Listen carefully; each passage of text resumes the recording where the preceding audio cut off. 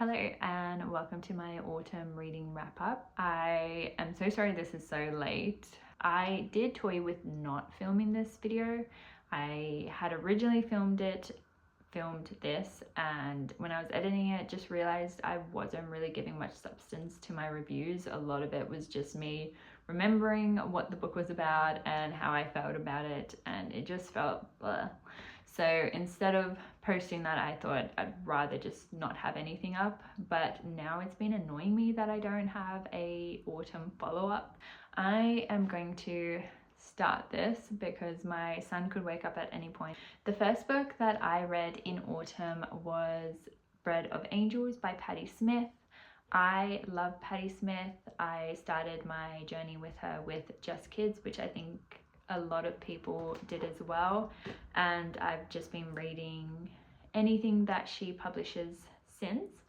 Bread of Angels is kind of her whole life, so it begins with her very first memory as a baby and continues on to present day when she was editing this book, and it's a really great overview of her life. I think all her other books like Just Kids, Year of the Monkey, M Train, etc. are all from different periods of her life, and there might be a little like sprinkles of memories from like the past or, you know, the present of when she's writing, but this really just kind of fills in all the gaps of what's happened between all those books. And I especially enjoyed the beginning, hearing a lot more about her family dynamic and her, in particular her brothers and sisters, and just how she was raised. I think you're able to really get a good glimpse of the Patti we know and love. It was a really good read. I would definitely recommend this if you also love Patti Smith like I do, and especially if you like her music. A big chunk of this book is actually about her career, on how songs came to be and the work that she did with her husband Fred. So yeah, it was really nice. I would say if you do pick this up that you should also have the albums of the songs playing in the background while reading, even if it's very softly. I can't typically read with noise in the background, but it did enhance my reading experience, kind of listening to these songs that she talked about, and especially just knowing the amount of energy and creative process, and I guess the terms blood, sweat and tears that went into an album. And yeah, it was really nice to then listen and be able to appreciate it more. The next book I read was The Vegetarian. This wasn't a book that was included in my autumn pile, only because I got it for my birthday. So I turned 30, the big 30, in March, and as part of my birthday celebrations I went into the city with my family, and my dad took me to a bookstore and bought me a bunch of books, which was very kind of him, and this was one of the books that I picked up. I had a really interesting reading experience with this book. So if you don't know, this book follows Young Hae as she decides to go vegan. I know the book is called Vegetarian, but it's definitely a vegan lifestyle. I think I picked this book up because I wanted a bit of a shock to the system read. I wanted to read a book from the perspective of someone who decides not to consume animal products, and this book is told in 3 different perspectives, and none of them are Young Hae's. And I think that was one of my problems, is that I really wanted to hear from Young Hae and how she felt her sudden change in lifestyle, how she felt about the people around her reacting in the way that they did. But instead we got the husband's perspective, the brother-in-law and the sisters, and even though they offered really interesting insight into Korean culture, whether that's gender roles or how they feel about that lifestyle, I really needed to hear from her. I really wanted to know how she was feeling as opposed to everyone around her was feeling, and I think maybe because of that I wasn't completely impacted by the story. But yeah, it was extremely frustrating to read some scenes, and it made me so angry that no one was willing to just accept that Young Hae wanted to live her life in a certain way. Like there was no sort of freedom given to her, that it was her life to decide how she wanted to live it and do what she wanted to do with it. There was always just people trying to tell her what to do, what the right thing to do was, what the wrong thing to do was, try to change her mind about things. So it was, yeah, it was so frustrating. It's not an easy book to digest, and if I'm being honest, I don't know if I really liked it. And I don't need a book to be enjoyable for me to like it. And maybe that was a me problem, and maybe that was just because of the time in my life I read it. I think after finishing that book, I realized that maybe the book that I really did want to read, which I think I mentioned just before, was Tender as a Flesh. I think maybe that's the sort of book that I was wanting to read. And maybe went into this thinking it was going to be like that. So then when I read this, I was a bit like, So anyways, I think I'm definitely in the minority with how I feel about The Vegetarian. Like I said, maybe the stuff that I was going through at the time clouded how I felt toward the book. But yeah, unfortunately, I finished the book and was a bit like, okay, next. Then I read The Female Persuasion by Meg Wolitzer. And this book follows Greer, who is a college student, and while she's trying to figure out where she fits in the college scene, she befriends this girl who is a feminist advocate.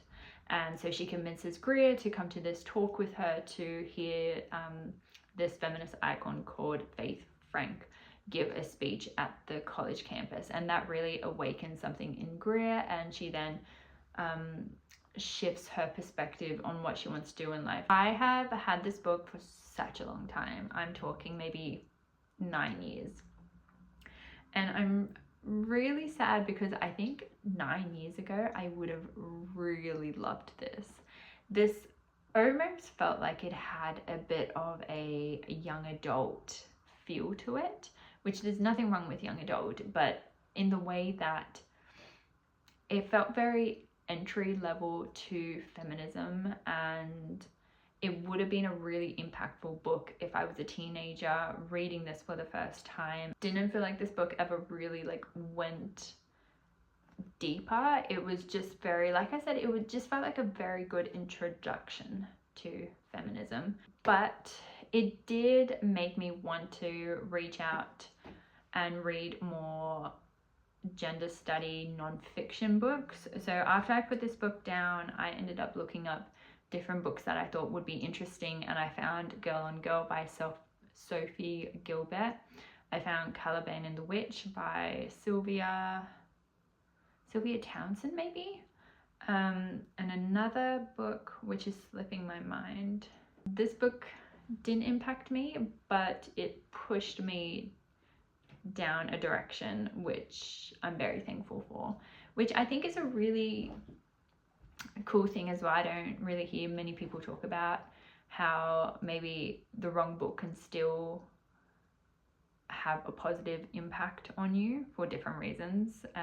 So yes, that was The Female Persuasion. The next book I read was Sally Rooney's Intermezzo. This outfit works for this book. I am someone who cannot read a book if there is hype surrounding it. I either have to read the book straight away, like as an arc, or as soon as it's published, or I have to wait until all the hype is died down so that I can form my own opinions about it. And I guess not even form my own opinions, I just, when something is really trending and very like in my face, my response is to back away. I'm so glad I waited, because when I picked this book up, I posted about it on my Instagram page, and two of my friends, Gabriella and Morgan, responded and was like, let's buddy read it.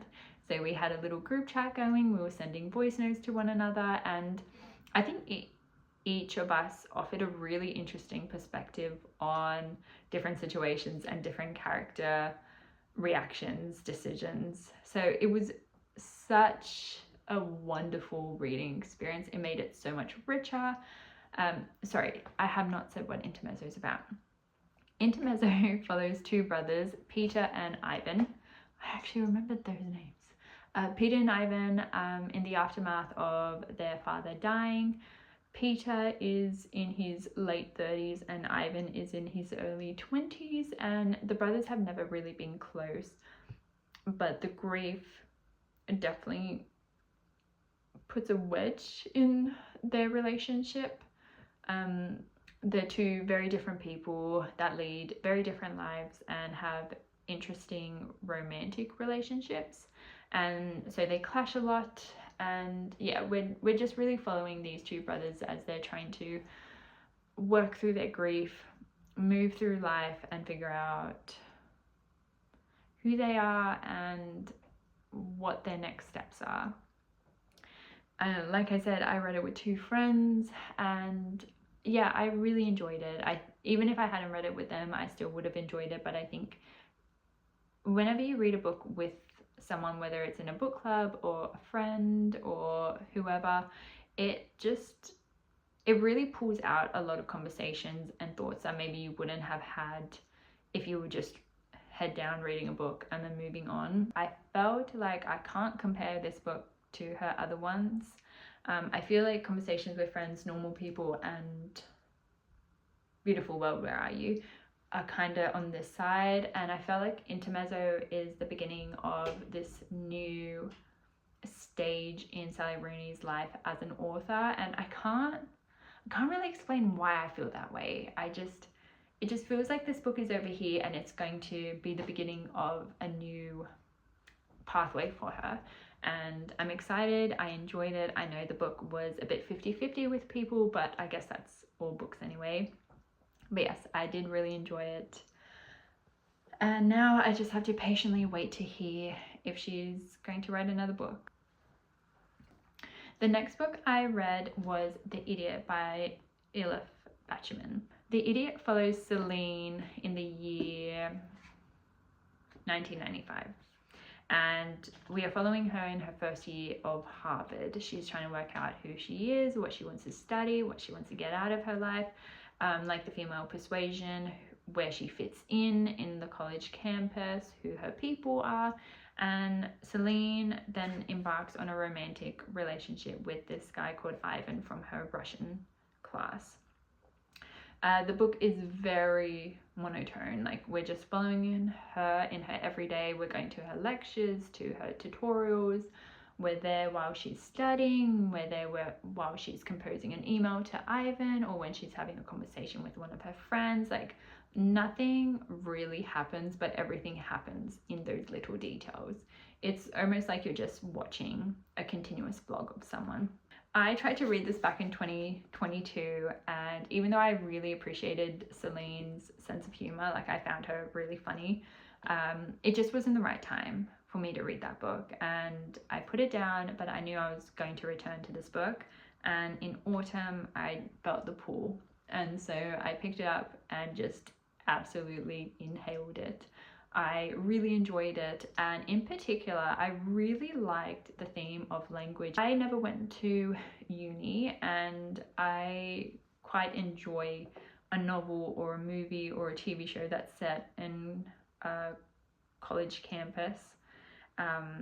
And I thought at first I was enjoying those moments in her tutorials because of that, but I think it was actually because I was starting to develop an interest in language and words. So after I finished this, which I really enjoyed, I recommend, I then picked up Babel. Now I didn't like read this and then think, oh, what other book could I read that has like a similar feel? Babel. I picked Babel up because I had a ticket to go see R.F. Kuang talk at the Sydney Writers' Festival, which was held in Sydney in May. And I'd never read anything by R.F. Kuang. I just had a few friends who wanted to go to Sydney's Writers' Festival, start a group chat and say that they were going to go to R.F. Kuang. And I was like, I will come. So random. so random of me. But anyways, when May hit, or maybe end of April hit, I realized I still hadn't read anything by R.F. Kuang. So I picked up Babel, which again was so random because I don't read science fiction. I don't read fantasy. I read memoirs or literary fiction. But I think one of the things I'm finding since I've turned 30 is trying to trust my intuition and just going with how I'm feeling. And I was feeling like reading this book. So this book follows, I've forgotten Robin's his name. Robin in I think it's in the 1800s. The present day was 1836, but we follow him a bit earlier. And he is plucked out of his home from Catan after plague hits and is taken to England under the care of this professor whose only requirement of him is to study language and to become a translator and to eventually go to Babel, which is or what do they call it, the Royal Institution of Translation. So we follow Robin through his 3 years at Babel. And again, like in The Idiot, the most interesting part for me in this was all the lectures and conversations that had to do with translation. I read a lot of translated books, but I never really have given, I guess, the time and energy to the people who translate the books. I always just think that what I'm reading is a word for word copy from the original language to English. And I've never really thought about the fact that when I'm reading something, the translator has had to change things or mold things to get across what the author is saying in the way that an English reader would read it, like in the flow.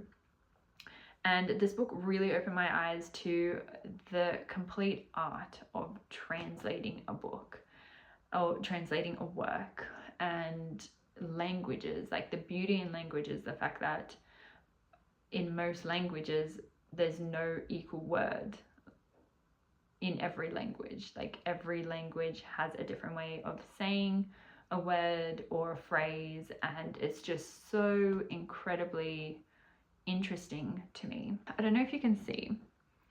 This part of the book is kind of where a lot of the translation conversation happened, and I think I should have read that and then continued on.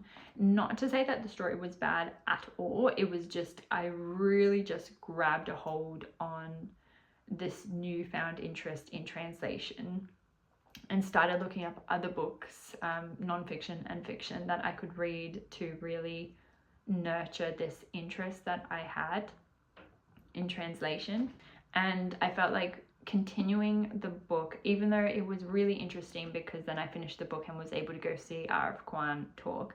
By the time I finished the book, which took me like a good 2 weeks, my interest had started to like dwindle a bit. So I think I should have just kind of read this, paused it, read the other translation books I wanted to read, and then come back to it. But I'm really now fascinated in translation. I'm reading a book now called 50 Sounds, which is written by Polly Barton, who was a translator for Butter. And I would say if you are someone who likes a campus novel, these two are definitely worth picking up. If you feel like kind of reading something that does have a bit of a fantasy element, literally the only thing that made this fantasy is that they have silver bars that can make things happen. Like they can produce silver bars that have 2 different translations on each end, and from there the bars work. So whether that's helping with production, protection, supply, like it can just magically help things come about in whatever way the owner wants it to. But it wasn't like a fantasy novel where there was crazy supernatural characters or elements, so it felt quite mild for someone like me who doesn't really read fantasy science fiction. So for those of you who are in summer, if you're looking for some autumn reads and you haven't read these two, I would recommend. Oh, and that was it. So that was my autumn. Hopefully you've enjoyed this video and I've given you maybe some inspiration to pick up any of these books. If you have read any of these books, especially maybe The Vegetarian, and you have more insight into the book that maybe helps me feel a bit differently, please let me know. But yeah, I will see you in my next video, which will be probably my summer reading list, which I've already started putting together, and I'm very, very excited. So I hope you're well. Thank you for watching and all that.